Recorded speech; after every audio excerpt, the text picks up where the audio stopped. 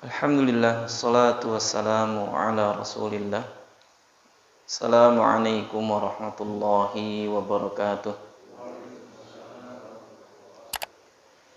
Alhamdulillahi rabbil alamin. Wabihi nasta'inuhu ala umur dunya waddin. Assalatu wassalamu ala ashrafil anbiya'i wal mursalin, Nabiyyuna Muhammadin sallallahu alaihi wasallam wa ala alihi wa sahbihi ajma'in wa ba'd. Rabbi shrah li sadri wa yassir li amri wahlul 'uqdatam min lisani yafqahu qawli.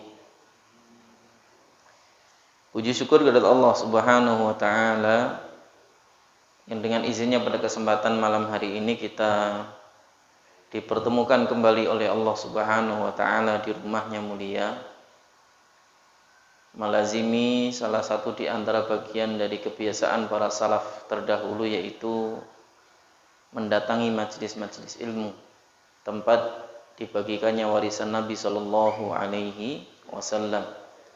Mudah-mudahan apa yang kita lakukan pada kesempatan malam hari ini bagian dari yang menjadi hujah kita kelak di hadapan Allah Subhanahu wa taala, sehingga Allah masukkan kita dengannya ke dalam golongan hamba-hambanya yang ditakdirkan masuk surga. Salat dan salam juga moga tetap tercurah kepada Nabi kita Muhammad sallallahu alaihi wasallam yang telah dipilih oleh Allah sebagai uswah hasanah, sehingga tak layak bagi setiap mukmin kecuali mengikuti apa yang telah beliau contohkan dan beliau sunnahkan. Jamaah rahimakumullah, pada kesempatan yang lalu kita sudah berikan prolog bagaimana khusyuk dan tentang apa keutamaan khusyuk di dalam sholat. Bahkan ada salah satu di antara bagian dari yang perlu untuk ditekankan bahwa salah satu bentuk ikhlas itu adalah menyembunyikan kekhusyuan. Maksudnya tidak menampakkan kekhusyuan itu pada kondisi badan. Kan kadang-kadang ada orang yang kemudian biar terlihat khusyuk itu badannya dibuat bungkuk-bungkuk gitu kan. Ada yang kemudian biar terlihat khusyuk itu kemudian bacaannya kadang-kadang sedikit dikeras-kerasin gitu kan. Misalnya dalam beberapa gerakan tertentu dalam sholat misalnya. Padahal bukan imam. Ini juga bagian dari yang juga penting untuk diperhatikan. Dan itu perkara yang seringkali kita dapati. Padahal satu hal yang kemudian ditekankan oleh para ulama terdahulu, bahwa khusyuk itu letaknya di dalam hati, bukan pada zahir, bukan pada madzahir, bukan pada apa yang terlihat dari tubuh kita, tidak. Bukan pada pakaian, bukan pada posisi badan yang selalu membungkuk tadi, itu juga bukan pada suara yang kemudian dikeras-keraskan tadi. Dan ini bagian dari yang juga penting untuk diperhatikan. Bahkan ada sebagian salaf yang kemudian berdoa, Allahumma inni a'udzubika min khusyu'in nifaq. Ya Allah, aku berlindung kepadamu dari khusyuknya orang-orang munafik, yaitu yang badannya terlihat khusyuk tapi hatinya tidak khusyuk. Dan ini bagian dari yang juga penting untuk dihati-hati.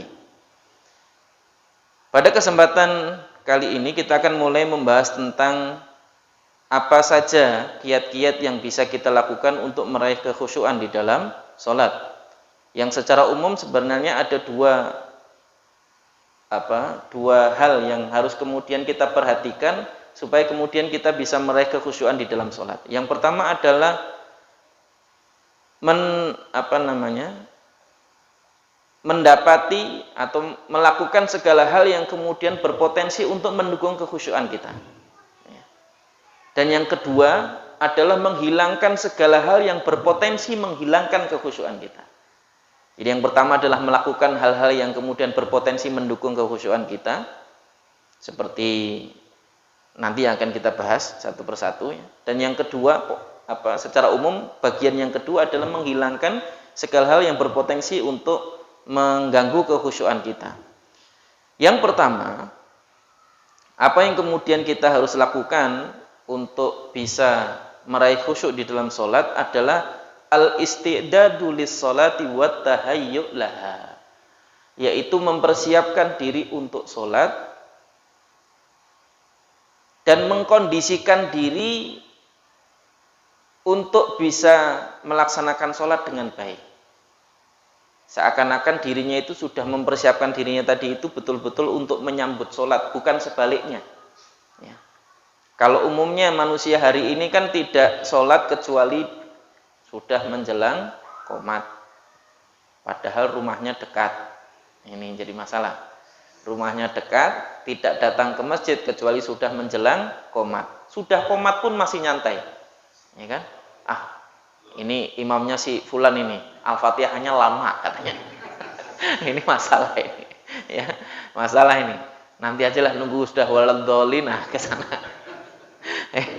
Ini juga kadang-kadang ada kasus juga nih, kasus yang seringkali kemudian terjadi adalah ketika kemudian mendapati, imamnya si fulan, langsung buru-buru dia ke masjid karena khawatir nggak dapat rukuk kan. Dan kemudian imamnya si fulan, nyantai aja. Ini juga bagian dari yang juga penting untuk diperhatikan, bahwa mengkondisikan diri kita untuk siap di dalam melaksanakan sholat itu juga bagian dari yang bisa mendatangkan khusyuk. Karena sekali lagi yang kemudian salah satu di antara yang dilarang itu adalah terburu-buru menuju ke masjid. Salah satu di antara yang dilarang di dalam kita melazimi ibadah sholat ini adalah terburu-buru sampai ngos-ngosan gitu ke masjid. Itu bagian dari yang dilarang. Bahkan Nabi SAW menasihatkan apa? Santai saja, ya. Wa ma fatakum ma wajadtum fatba'u wa ma fatakum fa'atimu. Apa yang kemudian engkau tidak dapati, yang kau dapati ikuti, tinggal ngikuti imam, dapat imam rukuk ya ikut rukuk, dapat imam sujud ya ikut sujud. Dan apa yang kemudian tertinggal, tinggal kita lengkapi. Dan itu bagian dari yang juga penting untuk diperhatikan. Ya. Makanya tidak perlu buru-buru, supaya enggak buru-buru berangkatnya jangan setelah qomat. Dan ini bagian dari yang juga penting untuk diperhatikan. Makanya di sini disebutkan di antara bagian dari yang diperintahkan, terutama terkait dengan sunnah-sunnah sebelum melaksanakan sholat kan seperti misalnya menjawab azan, ya. Dan menjawab azan itu akan lebih tenang ketika kita sudah di masjid, Pak. Sebagaimana kalau kita punya tamu agung, itu kita akan merasa lebih tenang kalau kita sudah di rumah kita untuk menyambut daripada kita masih di jalan, ya kan? Ini mau ada tamu di rumah, tamu penting, kitanya masih di jalan. Kira-kira kita buru-buru nggak ke rumah itu? Takutnya tamunya duluan, kan nggak enak gitu kan? Begitu juga sholat. Kalau kemudian sholatnya duluan baru kita datang, harusnya hati kita itu merasa nggak enak. Ya.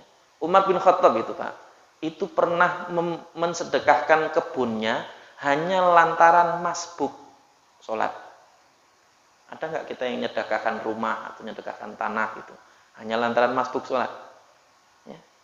Menunjukkan kesungguhan beliau di dalam melatih kepekaan hati tadi, bahwa sholat yang tertunda itu bagian dari yang tidak baik untuk menjadi kebiasaan. Sedangkan banyak di antara kita hari ini yang kemudian seringkali sholatnya tertunda hanya lantaran pekerjaan. Seringkali sholatnya tertunda hanya lantaran dagang. Seringkali sholatnya tertunda hanya lantaran tugas-tugas tertentu yang belum terselesaikan. Dan masih banyak lagi alasan-alasan yang hari ini kemudian banyak kita dapati. Dan ini bagian dari yang penting untuk diperhatikan. Ya. Maka salah satu di antara yang kemudian bisa kita lakukan di poin pertama ini, dari mulai satu, melaksanakan sunnah ketika azan dikumandangkan adalah menjawab azan. Ya. Dan ini bagian dari yang disyariatkan. Ya. Kemudian berdoa setelah azan. Kemudian juga mengisi waktu antara azan dan iqamah, yang itu merupakan salah satu di antara waktu yang mustajab untuk berdoa, dengan doa-doa yang kita inginkan. Ma bainal adzanain, apa yang di antara dua azan, maksudnya azan dan iqamah, itu adalah waktu mustajab. Gunakan kesempatan itu. Ya. Dan itu kita akan bisa lakukan kalau kita posisinya udah di masjid, Pak. Kalau sambil di jalan itu nanti yang dipikirkan banyak. Yang kadang-kadang kita ini juga lucu, sudah di masjid masih megangin HP juga, masih liatin WA gitu kan. Jadi bukannya menggunakan kesempatan antara adzan dan iqamah tadi itu untuk berdoa. Padahal itu adalah bagian dari yang disyariatkan. Termasuk ihsanul wudu wa tasmiyah qablahu. Mengucapkan basmalah sebelum wudu, kemudian memperbagus wudu. Yang itu bisa menjadi asbab diampuni dosa-dosa kita dengan melaksanakan sholat. Ya. Dalam sebuah hadis Nabi SAW menyebutkan idza kumtum ilas sholati ya, fa asbigil wudu. Kalau engkau hendak melaksanakan sholat, maka perbaguslah wudumu. Tsumma kabbir, kemudian bertakbirlah. Dan dilakukan sampai kemudian sholat itu selesai sampai salam itu, maka barang siapa yang melakukannya akan diampuni dosa-dosanya antara sholat ini dan sholat sebelumnya. Dan ini bagian dari yang juga penting untuk diperhatikan sebagai bagian dari keutamaan mereka orang-orang yang melakukan sunnah-sunnah tadi itu, termasuk membaca doa setelah wudhu. Ya. Salah satu di antara bagian dari yang juga disunahkan adalah berdoa asyhadu an la ilaha illallah wahdahu la syarikalah wa asyhadu anna muhammadan abduhu wa rasuluh Allahumma ja'alni minat tawwabin wa ja'alni minal mutatahhirin. Dan ini bagian dari yang kemudian disunahkan, termasuk bersiwak, sikat gigi sebelum melaksanakan sholat, kemudian menggunakan wewangian. Ya. Dan ini bagian dari yang juga penting untuk diperhatikan, di mana Nabi SAW juga menyebutkan tahhiru afwahakum lil Quran, bersihkanlah mulut kalian sebelum kalian membaca Al-Quran. Dan ini bagian dari yang menjadi sunnah. Ya. Termasuk bagian dari yang juga disunnahkan adalah menggunakan pakaian yang terbaik. Menggunakan pakaian yang terbaik, yang bersih, ya, tidak harus baru, tapi pakaian yang terbaik yang kita punya. Sebagaimana firman Allah Subhanahu wa taala, khudzu zinatakum inda kulli masjidin. Gunakanlah perhiasan kalian ketika kalian memasuki masjid. Ya. Dan ini bagian dari yang juga penting untuk diperhatikan, terutama hubungannya dengan kebersihan dan bau. Dan ini perlu dikondisikan, Pak. Kadang-kadang makanya salah satu di antara bagian yang dimakruhkan juga dilakukan sebelum sholat adalah makan bawang. Dan semua yang semisal dengan bawang, maksudnya yang kemudian menimbulkan bau tidak sedap ketika kemudian dia sedang melaksanakan sholat. Dan ini bagian dari yang kemudian penting untuk diperhatikan, karena salah satu di antara bagian dari bentuk tahayyub, bentuk mempersiapkan diri, menjadikan diri itu menyambut sholat itu adalah dengan kondisi yang terbaik. Mulutnya baunya wangi, badannya baunya wangi. Ya. Pakaiannya bersih. Ya. Dan ini juga bagian dari yang juga penting untuk diperhatikan. Ya. Walaupun kotor nanti itu, selama kotornya bukan hadas dan bukan najis, seseorang boleh melaksanakan sholat. Habis kena lumpur misalnya, sholat, ya boleh-boleh saja secara hukum, karena dia bukan najis, bukan hadas. Dan ini bagian dari yang penting untuk diperhatikan. Tapi kalau kotornya itu sesuatu yang najis, sesuatu yang merupakan hadas, baru kemudian dia tidak boleh melakukan sholat kecuali sudah membersihkan diri setelah dia melaksanakan toharah. Tapi lebih utama ketika kemudian dia betul-betul dalam kondisi yang terbaik tadi. Dan ini bagian dari yang penting untuk diperhatikan. Ya. Termasuk bagian dari yang juga penting untuk perhatikan adalah menggunakan pakaian yang layak. Pakaian yang layak itu ya bukan pakai piyama, mau sholat pakai piyama begitu ya. Piyama itu kan baju tidur. Yang hari ini lebih lucu lagi orang-orang kita ini pakai piyama ke pasar gitu kan. Ya kan? pakai daster ke pasar, padahal daster itu pakaian rumahan. Tapi ini malah sampai pasar, berarti jadi pakaian pasaran jadinya. Dan ini bagian dari yang tidak tepat. Apalagi kemudian menggunakan itu untuk sholat. Maka salah satu di antara bagian dari adab di dalam menggunakan pakaian terkait kebiasaan kita untuk melaksanakan sholat adalah membedakan pakaian yang kita gunakan untuk tidur dan membedakan pakaian yang kita gunakan untuk sholat. Sebagai bentuk tazayyun, sebagai bentuk bagaimana menggunakan zina, menggunakan perhiasan kita ketika melaksanakan sholat. Termasuk memakai pakaian yang menutup aurat. Nah, ini juga penting. Karena hari ini dengan berbagai macam model pakaian itu kan seringkali banyak yang kemudian abe dengan bentuk-bentuk pakaian tertentu. Kayak misalnya pakaian anak muda sekarang itu kan yang justru lucu itu kan malah yang seringkali dipakai yang model chinos itu, yang nyetrit gitu ya. Bagian dari yang juga penting untuk diperhatikan. Karena salah satu di antara bentuk pakaian yang menutup aurat itu syaratnya adalah la yasiful aurah. Tidak mensifati tubuh, ya, tidak mensifati tubuh. Bentuk mensifati tubuh itu bisa salah satu dari dua. Entah dia longgar tapi tipis sehingga kelihatan bagian dalamnya, atau dia tebal tapi sempit sehingga kemudian menampakkan bentuk lekuk tubuhnya tadi. Dan itu bagian dari yang kemudian dilarang dipakai terutama ketika melaksanakan sholat. Makanya seorang mukmin itu dianjurkan dan disunahkan untuk memakai pakaian lebih dari satu lapis. Lebih dari satu lapis. Supaya kemudian kalaupun yang satu tersingkap, masih ada pakaian yang kedua yang menutupi bagian tubuhnya sehingga tidak langsung tersingkap auratnya. Dan ini bagian dari yang juga penting untuk diperhatikan. Ya. Karena menutup aurat itu syarat mutlak.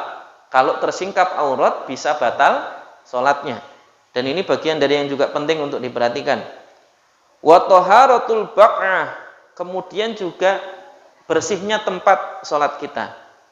Wa tabgir, tabgir itu dari kata tabakur yang artinya gasik. Gasik itu apa, Pak? Datang lebih awal, ya. Ketika setiap kali tiba waktu sholat, ya. Kalau perlu sebelum azan, bahkan kita yang menunggu azan. Ya. Dan ini bagian dari yang juga penting untuk diperhatikan. Termasuk bagian dari kebiasaan para salaf itu adalah intidharus sholat, menunggu datangnya waktu sholat. Ya. Termasuk juga bagian dari yang juga menjadikan kita khusyuk di dalam sholat adalah melakukan sunnah-sunnah di dalam sholat. Dari mulai merapatkan shaf. Dan ini bagian dari yang penting.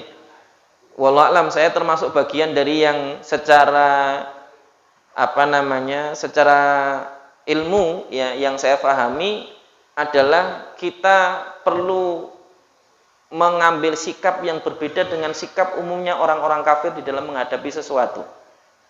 Karena salah satu di antara tujuan diutusnya Nabi itu adalah menyelisih orang-orang kafir. Salah satu di antara tujuan Nabi diutus itu adalah untuk menyelisih orang-orang kafir. Ya, contoh, ketika saat itu orang-orang kafir itu memotong jenggot kemudian memanjangkan kumis, kaum muslimin justru diperintahkan oleh Rasulullah SAW untuk mencukur kumis dan merawat jenggotnya. Walaupun hanya 2 helai, Pak, nggak apa-apa, dirawat. Ya. Karena itu bagian dari bentuk melaksanakan sunnah yang berpahala. Jangan hanya karena 2 helai, 2 helai sisa lah, gitu. Jangan, ya. Dieman itu 2 helai itu. 2 helai itu dieman betul. Itu kalau kita bagian dari yang berusaha melaksanakan sunnah tadi itu berpahala luar biasa walaupun 2 helai, Pak. Apalagi kalau kemudian punya banyak, jangan dihabiskan. Karena itu bagian dari yang merupakan sunnah yang bisa menjadikan kita mendapatkan pahala. Termasuk sholat juga. Sholat itu diantara sunnahnya adalah merapatkan shaf. Ya. Kasus corona seperti sekarang misalnya, yang katanya harus menjaga jarak dan lain sebagainya. Lah kalau memang jujur dengan menjaga jarak, ya sudah sholatnya di rumah, nggak usah di masjid. Kalau mau sholat di masjid, ya sudah bismillah merapatkan shaf, nanti setelah sholat baru renggang, gitu. Supaya tidak kehilangan sunnahnya dan tetap mendapatkan pahalanya. Dan ini bagian dari yang juga penting. Termasuk salaman itu sebenarnya tidak perlu dilarang di dalam Islam, apalagi salaman ketika bertemunya antara seorang muslim dengan muslim yang lain itu menggugurkan dosa selama belum dilepas ini, Pak. Ya. Itu menggugurkan dosa. Masa kita mau gugur dosa lebih mikir takut kena corona? Walaupun itu sebenarnya tidak perlu dipertentangkan. Yang penting setelah jabat tangan, nggak usah pegang-pegang hidung. Kan begitu toh? Cuci tangan. Kalau mau jujur dengan konsep itu kan tinggal begitu saja. Nggak perlu kemudian salamnya diganti jotosan atau sikutan gitu. Nggak perlu. Ya, tinggal salaman saja. Ya, kemudian habis itu kita cuci tangan. Fair, nggak ada masalah. Ya kan? Kadang-kadang kita ini terlalu lebay mensikapi sesuatu sebagaimana orang-orang kafir mensikapi sesuatu. Terus yang membedakan kita dengan mereka apa? Begitu. Dan ini bagian dari yang juga penting untuk diperhatikan. Termasuk dalam kasus, kalau misalnya menyamakan kasus pandemi corona ini dengan wabah taun zaman dulu. Ya. Dan itu bagian dari yang juga penting untuk diperhatikan. Dulu wabah taun itu lebih ganas, Pak. Lagi transaksi jual beli begini ya. Kemudian si penjual menyerahkan barang, si pembeli ngambil duit, ketika mau menyerahkan duitnya ke pedagang, pedagangnya udah mati. Ya. Giliran kemudian tadi yang nyerahin duit ke pedagang tadi itu, megang buahnya, dilihat oleh sebelah sana, ternyata yang megang habis ngabisin duit tadi, dia mati juga. Itu saking dahsyatnya wabah taun saat itu, Pak. Hitungannya sekejap itu. Ini corona di 14 hari aja belum tentu mati. Ya kan? Itu pun juga yang katanya menular juga ternyata prakteknya di dalam satu rumah yang terkena cuma itu aja. Tapi yang lain aman-aman saja. Walaupun ada juga yang kena semua, menunjukkan bahwa sejatinya penyakit itu Allah yang menentukan. Karena Nabi sendiri menyebutkan la adwa wala tiyara, tidak ada penyakit menular. Artinya kalau enggak Allah takdirkan menular, enggak akan tertular, Pak. Ini bagian dari yang juga penting untuk diperhatikan. Ikhtiar yang kita mampu tanpa menghilangkan apa yang kemudian menjadi sunnah yang kemudian diajarkan oleh Nabi kita Muhammad sallallahu alaihi wasallam. Dan ini penting. Karena orang Islam itu diatur dengan syariat, bukan hanya diatur dengan logika. Dan jangan membenturkan syariat dengan logika.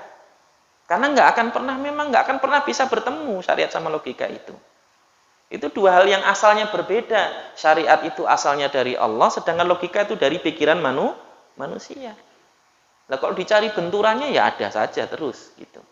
Dan ini bagian dari yang kemudian mari kita dewasa di dalam menghadapi hal itu gitu. Maksudnya dewasa dengan ilmu, bukannya sekedar dewasa bijak secara logika saja tadi, tidak. Dan ini bagian dari yang juga penting untuk diperhatikan. Termasuk ketika memakai masker. Itu kalau mau jujur pakai maskernya di luar. Kalau sudah mau sholat dicopot. Nanti setelah sholat baru pakai lagi. Kenapa? Karena seseorang yang sholat itu tidak boleh menggunakan menutupi bagian wajah itu tidak boleh. Hatta wanita bercadar pun kalau kemudian dia bercadar sedang sholat dilepas. Sunnahnya itu dilepas. Supaya kemudian bagian wajahnya itu tidak tertutup. Meskipun sebagian ulama membolehkan tetap menutup ketika kemudian di sana ada ajnabi, ada laki-laki yang bukan mahramnya di sana. Dan sedangkan itu tempatnya tidak terpisah dari laki-laki misalnya. Baru kemudian sebagian ulama ada yang kemudian membolehkan. Ya. Dan juga ini juga bagian dari yang juga penting terkait dengan masalah kedaruratannya pun juga perlu dikaji. Ternyata tidak seseram juga yang diberitakan begitu kan terkait dengan corona. Ya. Dan ini juga bagian dari yang juga penting untuk dijadikan sebagai dasar pemikiran kita supaya kemudian kita bisa mengambil pilihan yang lebih bijak supaya tidak kemudian menjadikan itu sebagai sesuatu yang terlalu berlebihan ditakuti gitu. Walaupun ikhtiar tetap harus dilakukan. Tidak kemudian mengabaikan juga apa yang kemudian kita bisa lakukan. Tapi mengabaikan bahwa itu semuanya adalah takdir Allah juga tidak boleh. Seakan-akan kalau nggak gitu pasti tertular. Padahal tertular tidak tertular itu semuanya atas takdir Allah. Seorang muslim itu kalau kemudian dia tertular, dia bersabar. Kemudian berdoa kepada Allah meminta kebaikan dari apa yang kemudian dihadapinya dan dirasakannya. Kalau ternyata tidak tertular ya dia bersyukur. bahkan mendoakan saudara-saudara yang hari ini sedang diuji dengan sakit tadi itu supaya kemudian diberikan yang terbaik. Ya.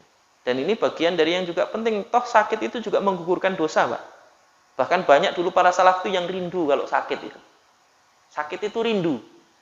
Karena salah satu yang bisa menggugurkan dosa itu adalah sakit.